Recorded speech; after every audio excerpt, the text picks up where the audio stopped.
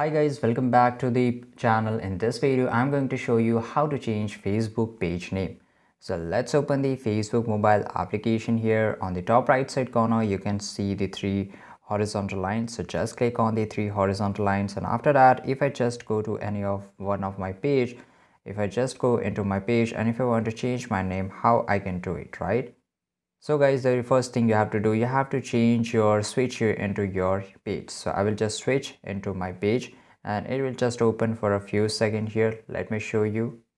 Now guys, you have to just go to the setting, go into the setting and privacy, and after that go into the setting, and here click on the page setting, and after that it will load for a few seconds. So you have to just wait patiently here, and if it doesn't open, you have to just go back and reopen this feature, right? And here you have to click on the name, and after that you can just change your name from here, and right, so this is the way that you can change your name easily. So this is it guys. If you found this video really helpful, make sure to like this video, subscribe our channel, and see you guys in the next video.